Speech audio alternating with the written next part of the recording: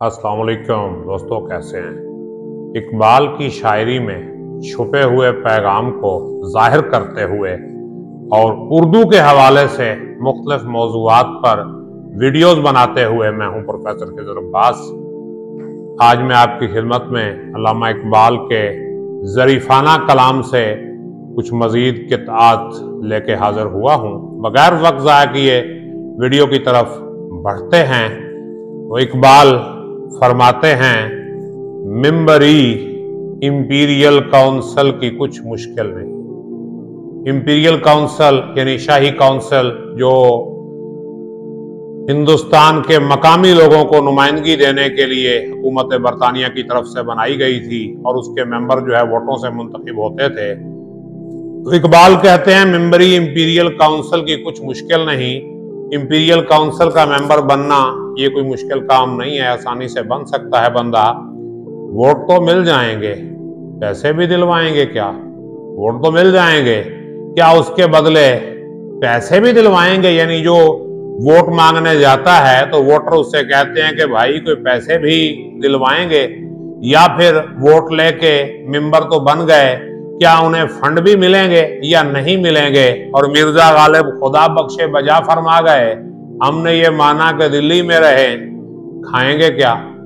मिर्जा गालिब का वो एक शेर का मिसरा है कि हमने ये माना कि दिल्ली में रहें, खाएंगे क्या?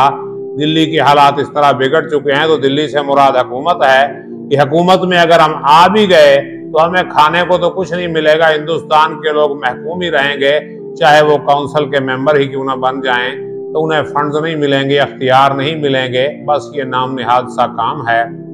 और आगे एक और किता है, ये 5 अशार पे मुश्तमिल है, गजल के अंदाज में लिखा हुआ किता है। इसमें भी हिंदुस्तान के मकामी लोगों की मजबूरियों और जमहूरी निज़ाम और अफसरशाही के बारे में बात की है इकबाल ने। तो इकबाल फरमाते हैं, दलील मेहर वफा इससे बढ़ के क्या होगी, न हो हुजूर से उल्फत तो ये सितम न सहें। यानी मोहब्बत की इससे बड़ी और दलील क्या है? न हो हुजूर से उल्फत तो ये सितम न सहें। अगर हमें आपसे मोहब्बत नहीं तो ये सितम तो हम नहीं सहते ना। आपकी मोहब्बत में ये सितम सह रहे हैं। मुसर हल्का कमेटी में कुछ कहें हम भी, मुसर है हल्का कमेटी में कुछ कहें हम भी, कमेटी जो बनी हल्के की उसमें हम भी कुछ कहें, मगर रजाए कलेक्टर को भांप लें तो कहें। कलेक्टर जो है अंग्रेज ऑफिसर की रजा को भांपेंगे तो हम कुछ कहेंगे, वरना हम चुप बैठे हैं। यानी हमने कोई बात नहीं करनी हुकूमत के खिलाफ, या उसको नापसंद कोई बात हम नहीं कर सकते।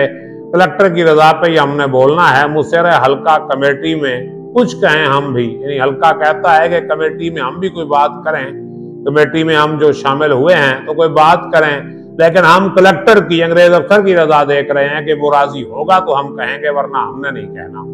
और सनद तो लीजिए, लड़कों के काम आएगी, वो मेहरबान हैं, अब फिर रहें न रहें। यानी ऑफिसर अगर मेहरबान है तो उस मेहरबानी का सबूत जो है वो सनद की शक्ल में ले लें कि अंग्रेज जिस पे राजी होते थे तो सनद देते थे, तो आप सनद ले लें। ये लड़कों के काम आएगी, आपके काम ना भी आई तो आपके लड़के जो है वो सनद दिखा के कहेंगे कि हमारे जो बाबा जी हैं या दादाजी हैं या नाना जी हैं वो अंग्रेजों में सनद याफ्ता जो वफादार हुआ करते थे, तो वो मेहरबान हैं, वो मेहरबान हैं, अब फिर रहें न रहें। अब तो वो मेहरबान हैं, फिर पता नहीं वो मेहरबान रहते हैं या नहीं रहते, या क्या पता खुद भी रहते हैं कि नहीं रहते।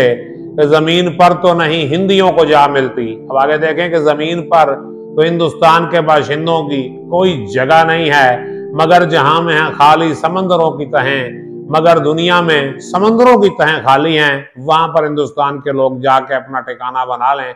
यानी हम उन्हें जीने नहीं देंगे, मरना चाहें तो जाएं समंदरों की तह में जाके मर जाएं, दफन हो जाएं। और मिसाले किश्ती बेहस मुती फरमा हैं, कहो तो बस्ता साहिल रहें, कहो तो बहें। मिसाले किश्ती बेहस, यानी किश्ती खुद बेहस होती है, किश्ती को कोई चलाने वाला हो तो वो चलती है, वरना किश्ती साहबा जो है, बोट जो है वो बेहस है, वो खड़ी है। तो मिसाले किश्ती बेहस मुती फरमा है, हम फरमा की इताअत करने वाले हैं, बेहस हैं, हम बिल्कुल कुछ करने के लिए तैयार नहीं हैं। और कहो तो बसता है साहिल रहें, कहो तो बहें, अगर आप कहें तो हम साहिल पे बंधे रहें, अगर कहें तो हम बहें। मतलब ये कि हम अंग्रेजों के पिट्ठू बन चुके हैं, उनके भरपूर तरीके से गुलाम हैं और उनकी गुलामी कर रहे हैं और लगे हुए हैं इस काम पर। तो उम्मीद करता हूं इन अशार की तशरीह आपको समझ आई होगी।